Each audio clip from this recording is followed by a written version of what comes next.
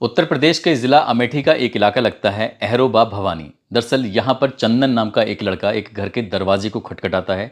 जैसे ही दरवाज़ा खुलता है उसके हाथ में पिस्टल लगी हुई थी। सामने जो भी दिखाई दे रहा था वो एक के बाद एक अपनी पिस्टल से गोलियां चला रहा था। सामने एक सुनील कुमार नाम के एक व्यक्ति होते हैं, मास्टर जी होते हैं, उनको गोली लगती हैं 3। सामने उनकी पत्नी भी खड़ी हुई थी, पत्नी को वो 2 गोली मारता है। इसी बीच में एक 1.5 साल की बच्ची पास में खड़ी थी। घर के आंगन का ये वाकया है। उस लड़की को भी गोली लगती है, लेकिन इसी बीच में जो उनकी बड़ी बेटी होती है, जिसकी उम्र लगभग 6 या 7 साल के आसपास रही होगी, उस लड़की ने अपनी जान बचाने की कोशिश की और वो यहाँ से भागती है। अभी सीढ़ियों के पास पहुंची ही थी कि एक गोली उसको भी मार दी जाती है और वो मर जाती है। एक के बाद एक लगभग 9 गोलियां चलाई जाती हैं। इसी बीच में जब देख लेता है, इत्मीनान कर लेता है कि सब के सब मर चुके हैं, तब वो एक और गोली चलाता है और जैसे ही अपनी जान लेने की कोशिश करता है तो वो गोली मिस हो जाती है। हालांकि उसने दूसरी गोली चलाने की कोशिश की, लेकिन उसके अंदर इतनी हिम्मत नहीं बची थी कि वो एक गोली और चला पाता। इसके बाद ये घटना सोशल मीडिया पर बहुत तेजी के साथ वायरल होने लगती है। अब हर कोई ये जानना चाहता था कि आखिरकार चंदन वर्मा ने उस शिक्षक के परिवार की हत्या क्यों कर दी। क्या कसूर था उन छोटी छोटी बच्चियों का कि उन्होंने उनको भी मार डाला। और हर कोई इन सवालों के जवाब जानने की तलाश में जुट जाता है। अब पक्ष हो या विपक्ष, सोशल मीडिया हो या अखबार या टेलीविज़न, हर जगह जहां देखो चंदन वर्मा का नाम लोग ले रहे थे। चंदन वर्मा को ढूंढने के लिए हर तरह से कोशिश की जा रही थी। आखिरकार एसटीएफ को मिल जाता है, लेकिन एसटीएफ को मिलने के बाद उस पिस्टल को ढूंढा जा रहा था जिस पिस्टल से शिक्षक के परिवार का कत्ल किया गया था, यानी कि गोलियां चलाई गई थी।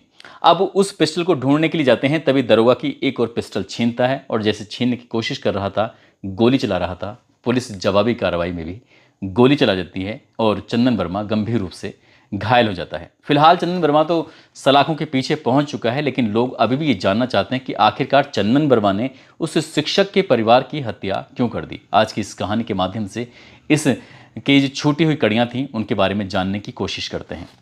आदाब, नमस्कार, सत श्री अकाल। मैं उस्मान सैफी। आज की जो सच्ची घटना मैं आपको सुनाने जा रहा हूँ, ये सच्ची घटना शुरू होती है अंबेडकर नगर के टांडा से। साल 1990 की ये बात है। मायाराम वर्मा नाम का एक व्यक्ति होता है, उसके साथ उसके 8 भाई और होते हैं। वो अपना इस टांडा को छोड़कर सीधा पहुंच जाता है उत्तर प्रदेश के रायबरेली के तेलिया घाट मोहल्ले में। वहीं पर रहने लगता है। जो भी कुछ काम धाम होता था अपना काम करता था, अपने परिवार का भरण पोषण करता था। मायाराम जब साल 2010 आता है तो अपने परिवार को लेकर वो सीधा दिल्ली की तरफ रुख करता है और वहीं पर जाकर पूरी तरह से बस जाता है। लेकिन परिवार के कुछ सदस्य ऐसे होते हैं जो अभी रायबरेली में ही छूट जाते हैं। वो अपनी ज़िंदगी में बिजी हो जाता है। उसका जो लड़का होता है जिसका नाम चंदन वर्मा होता है, साल 2019 और 20 का जब समय आता है तो वो अपने घर यानी कि रायबरेली दिल्ली से वापस आ जाता है और यहाँ आकर एक जगह लगती है, मटिया में रहने लगता है। यहाँ से लगभग 2 किलोमीटर दूर एक तेलिया कोर्ट लगता है जो रायबरेली में ही होता है। वहाँ पर उसके चाचा रहते हैं। वो कभी कभार अपने चाचा से मिलने के लिए चला जाया करता था, आता था जाता था। साथ ही उसका एक काम था कि वो लैब टेक्नीशियन का भी काम करता है। इसके अलावा उसके पास एक बुलेट मोटरसाइकिल है और बुलेट मोटरसाइकिल में बैठकर वो एक तरह से रंगबाजी करता है। छोटी छोटी बातों पे गुस्सा करना, तुनक मिजाजी करना और किसी को भी जवाब देना, इस तरह की उसकी आदत में शुमार था। शहर में अलग अलग हॉस्पिटल्स वगैरह में इसकी जान पहचान भी हो जाती है, क्योंकि वो लैब टेक्नीशियन के जो काम करता था, हवाबाजी दिखाने और लोगों को रंगबाजी दिखाना। एक तरफ तो कहानी ये होती है जो चंदन वर्मा की चल रही थी। साल 1990 से शुरू होती है, दिल्ली जाता है, वापस लौटकर इस मटिया यानी कि रायबरेली में आ जाता है। एक कहानी थी, रायबरेली का ही एक इलाका लगता है थाना गदगंज और इसी के गांव लगता है सुदामापुर। वहां का रहने वाला एक किसान का बेटा, एक मजदूर का बेटा जिसका नाम सुनील कुमार होता है। सुनील कुमार शुरू से ही पढ़ने में बेहद होशियार होता है और उसे मजदूरी करके अपनी पढ़ाई में वो हिस्सेदारी लेता है, जबकि उसका जो बड़ा भाई होता है वो पढ़ नहीं पाता और वो आगे मजदूर बन जाता है। लेकिन ये भी मजदूरी करता था और ऐसे करते करते साल 2018 आता है। 2018 में उत्तर प्रदेश पुलिस में वैकेंसी निकलती हैं सिपाही के पद पर और ये आवेदन कर देता है। बहुत ही अच्छे नेचर का, बहुत ही सरल स्वभाव का व्यक्ति जब उत्तर प्रदेश पुलिस के लिए आवेदन करता है तो साल 2018 में इसकी नौकरी लग जाती है और नौकरी लगने के बाद लगभग 1 साल तक ये उत्तर प्रदेश पुलिस में नौकरी करता है। लेकिन वो अक्सर कहता था कि मैं शायद पुलिस के लिए बना नहीं हूँ, इसलिए पुलिस की नौकरी मुझे रास नहीं आ रही है और जिस तरह से यहाँ काम होता है वैसा काम मुझे करना आता नहीं है। इसलिए उसने इस नौकरी को स्विच करने की कोशिश की और उत्तर प्रदेश में ही बेसिक शिक्षा विभाग में सहायक अध्यापकों के लिए जगह निकली थी, उसने आवेदन कर दिया। साल 2020 की बात है, 10 दिसंबर को उसकी नौकरी लग जाती है सहायक अध्यापक के पद पर। लेकिन बीएसए ऑफिस में उसको अटैच कर दिया जाता है और अटैच होने की वजह से वो स्कूल नहीं जाता था, बीएसए ऑफिस जाता था। लेकिन 29 जनवरी 2021 को कंपोजिट विद्यालय अमेठी का एक गांव लगता है पनहोना, वहाँ पर इसकी पोस्टिंग हो जाती है। अब ये अपने गांव को छोड़कर अलग शहर में रहने लगता है और इसने शहर में रह के अलग अलग जगहों से, क्योंकि उसकी एक बेटी भी पैदा हो जाती है, एक बेटा, दो बेटियां पैदा हो जाती हैं। उन दोनों बेटियों की अच्छी एजुकेशन के लिए, क्योंकि जिस असुविधाओं से वो गुजरा है, उसकी बेटियां वैसी असुविधा ना देखें बल्कि सुविधाएं देखें और अच्छे से अच्छे वो एजुकेशन हासिल कर सकें, ऐसी ही उस शिक्षक की कोशिश थी। शिक्षक ने शहर में आकर किराए पर मकान लिया और मकान लेने के बाद इस तरह से वो आना जाना स्कूल का चलता रहता था। लेकिन एक दिन मकान बदलते बदलते किराए के वो मटिया में रहने लगता है। मटिया में जहाँ क्या चंदन वर्मा रहता था, उसी इलाके में कुछ थोड़ा सा फासला होता है, पड़ोसी लड़का होता है। वो चंदन वर्मा जानता था कि सुनील कुमार की पोस्टिंग अमेठी में है, वो शिक्षक है, वो घर से चले जाते हैं और इसी बीच में इसने जाल बिछाना शुरू कर देता है। यानी कि चंदन उस शिक्षक की पत्नी, जिसका नाम पूनम भारती होता है, उससे नज़दीकियाँ बढ़ा लेता है और नज़दीकी बढ़ाने के बाद उसके बहुत नज़दीक जाने की कोशिश करता है, उससे बातचीत करता है। जब जब शिक्षक अपने काम से बाहर जाया करते थे तब वो उसके घर में चला जाया करता था, ऐसा मीडिया दावा करती है, ऐसा बताते भी हैं। अब ये चंदन की नज़दीकियाँ उससे लगातार बढ़ रही थी, चाहे वो व्हाट्सएप पर कॉल करना हो या फिर वीडियो कॉल करना हो, इस तरह से उसकी कॉलिंग वगैरह होती रहती थी और इनकी नज़दीकियाँ बढ़ रही थी। साल 2024 आ जाता है। 1 अप्रैल 2024 को सुनील ने 2 बिस्वा ज़मीन खरीदी थी ताकि वो अपना घर बना सके। वो अपनी पत्नी के नाम से उसने ज़मीन खरीदी थी और इसमें गवाह बनाया गया था चंदन वर्मा को। चंदन वर्मा गवाह बन जाता है और इसकी नज़दीकियाँ थीं। लेकिन इसी बीच में पता चलता है कि सुनील कुमार जो होते हैं शिक्षक, उनको ये पता चल जाता है कि इसकी पत्नी से नज़दीकियाँ हैं। उन्होंने विरोध करने की कोशिश की तो हद तो तब हो जाती है, इस रंगबाज व्यक्ति जिसका नाम चंदन वर्मा होता है, उस चंदन वर्मा ने इस शिक्षक को भी बहुत डराया, धमकाया और कहा कि तुम अपनी बीवी को छोड़ दो, मैं तुम्हारी बीवी को अपने साथ रखना चाहता हूँ। ऐसा मैं नहीं कहता, बल्कि पूनम भारती की माँ, जिनका नाम कृष्णा होता है, एक टीवी को दिए गए इंटरव्यू में वो खुद कहती हैं, वो कहती हैं कि वो अश्लील पिक्चरें भेजता था, अश्लील बातें करता था और बेटी को धमकाया करता था, साथ ही उसके पति को भी डराया धमकाया करता था। और यही रीज़न है। इस बीच में जो दोनों बेटियां हो जाती हैं तो ये लोग परेशान हो जाते हैं कि आखिरकार करें तो क्या करें। चंदन के खिलाफ पूनम वर्मा और चंदन के खिलाफ पूनम भारती और साथ ही उसके जो पति होता है सुनील कुमार, ये सीधा पहुंच जाते हैं गदागंज थाने में। वहां पुलिस को प्रार्थना पत्र देते हैं, लेकिन पुलिस इस प्रार्थना पत्र को इतनी गंभीरता से नहीं लेती है। उसके बाद फिर भदोखर एक थाना लगता है, वहां पर भी एक प्रार्थना पत्र दिया जाता है, लेकिन पुलिस वाले इस प्रार्थना पत्र को भी गंभीरता से नहीं लेते हैं। आखिरकार 18 अगस्त 2024 को रायबरेली में जब पूनम भारती अपनी बेटी को दवा दिलाने के लिए जा रही थी तो इसी बीच में चंदन वर्मा उसका रास्ता रोक लेता है, उससे अश्लील बातें करता है, अश्लील हरकतें उसके साथ करने लगता है। इसको गुस्सा आता है। पूनम भारती जब गुस्सा करती है, विरोध करती है, तो वो उसके साथ जाति सूचक शब्दों का भी इस्तेमाल करता है। अब इस हिसाब से वो बहुत ज़्यादा परेशान हो जाती है, अपने पति को बताती है कि लगातार मेरा पीछा कर रहा है, आखिर करें तो क्या करें। तब ये दोनों पति पत्नी जाते हैं रायबरेली की कोतवाली थाने में। वहाँ जाकर चंदन वर्मा के खिलाफ एफआईआर दर्ज कराते हैं और एफआईआर में छेड़छाड़, धमकाना, रास्ता रोकना, मारपीट करना और SC/ST एक्ट की धाराओं में मुकदमा दर्ज हो जाता है। पुलिस इस मामले को गंभीरता से भी लेती है, लेकिन उतना गंभीरता से नहीं लेती जितना क्या पुलिस को मामला को गंभीरता से लेना चाहिए था। बताया जाता है कि वो जेल में ज़्यादा दिन टिक नहीं पाता, या तो उसे ज़मानत वहीं अंदर से थाने से हो जाती है या फिर जेल जाता है तो 3 दिन के बाद उसको ज़मानत हो जाती है। लेकिन इस बात को वो अपने दिल पर इतना लगा लेता है कि वो कोशिश करता है कि अब जहाँ भी देखो वहाँ उसका पीछा करने की कोशिश करता है। इसी हिसाब से जब उसे शिक्षक सुनील कुमार को लगता है कि यहाँ पर उसके लिए रहना ठीक नहीं है, तो लगभग 3 महीने पहले ही उसने ये इलाका जो मटिया का था उसे छोड़कर चला जाता है और अमेठी में ही एक शिवरतनगंज थाना लगता है, उसी से 5 किलोमीटर दूर एक कस्बा लगता है अहरोबा भवानी। वहाँ एक चौराहे के पास में एक सत्यव्रत अवस्थी उर्फ मुन्ना के मकान में किराए पर रहने लगते हैं।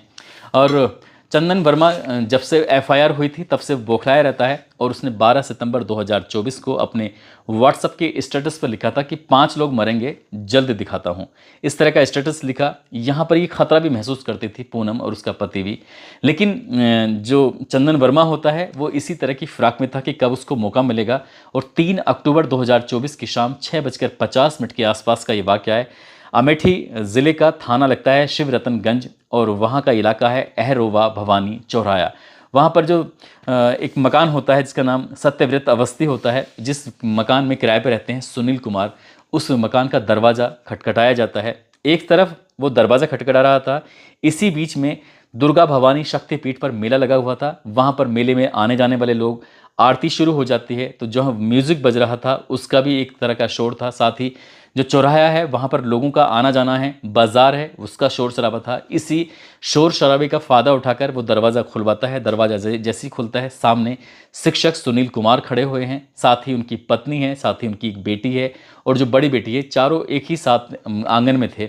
इसी बीच में चंदन अपनी पिस्टल निकालता है। उसके पास बताए जाते हैं कि 2 मैगज़ीन थी और दोनों ही मैगज़ीन उसकी फुल थी, लोड थी और वो देखते ही देखते बिना देखे यानी कि गोलियां चला रहा है अंधाधुंध। सामने शिक्षक को 3 गोली लगती हैं, उनकी पत्नी जो होती हैं पूनम भारती, उनको 2 गोलियां लगती हैं, एक बेटी जो छोटी है उसको भी 1 गोली लग जाती है। तीनों की घटना स्थल पर ही मौत हो जाती है। छोटी बेटी शायद अपनी जान बचाने की कोशिश कर रही थी, वो सीढ़ी की तरफ भागने की जब कोशिश करती है तो उसको भी गोली मार दी जाती है और गोली मार के इनको मौत के घाट उतार देता है। इधर लोग समझ नहीं पा रहे थे कि आखिरकार ये गोलियों की आवाज़ कहाँ से आ रही है। कुछ लोग समझ रहे थे कि जहाँ आरती चल रही है शायद वहीं पर आतिशबाजी हो रही है, लेकिन लोगों ने जब आसमान की तरफ देखा तो उधर से कोई ऐसी चमक नहीं थी। तब लोगों को लगता है कि शायद ये एक जहाँ मास्टर जी रहते हैं यानी कि सुनील कुमार रहते हैं, उस घर की तरफ से आवाज़ें आ रही हैं। लोग जब दौड़ के पहुँचते हैं तो इसी बीच में इस व्यक्ति ने, जिसका नाम चंदन वर्मा होता है, लगभग 10 राउंड गोलियां चलाई थी। एक राउंड गोली उसने खुद पर भी चलाई, लेकिन उसमें वो कामयाब नहीं हो पाता है और वो गोली मिस हो जाती है। अगली गोली चलाने की उसके अंदर हिम्मत नहीं थी, दीवार फांदता है और वो वहाँ से भाग जाता है। ये बुलेट मोटरसाइकिल से आया था, वही बुलेट मोटरसाइकिल जिससे रंगबाजी करता था, वो उसने अपने ही एक रिश्तेदार या दोस्त बताए जाते हैं उनके यहाँ पर खड़ी कर दी थी। खड़ी करने के बाद उसे वापस लेता है और भाग जाता है और वो पिस्टल जो उसके हाथ में होती है, अमेठी से सीधा प्रयागराज की तरफ दौड़ता है और प्रयागराज से सीधा बस पकड़ता है नोएडा के लिए। और पुलिस इस मामले को इसलिए गंभीरता से लेती है क्योंकि ये मामला लगातार सोशल मीडिया पर वायरल हो जाता है। टेलीविज़न हो या अखबार हो, हर जगह इस बात की चर्चा शुरू हो जाती है।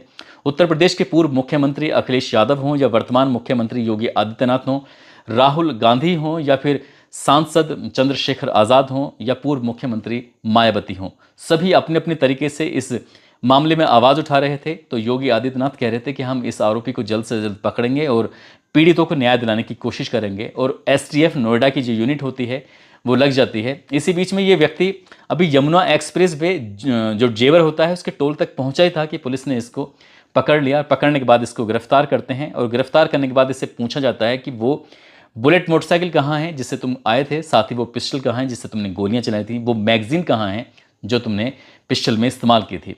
पुलिस इसे लेके जाती है और मोहनगंज थाना क्षेत्र में उस जगह पर जहाँ इसने बताया था कि मैं वहाँ गया था, तो पुलिस वाले जब इसे लेके जा रहे थे तो दरोगा मदन वर्मा होते हैं। मदन वर्मा की ये पिस्टल धोखे से निकालता है और निकालने के बाद पुलिस पर फायरिंग करना शुरू कर देता है।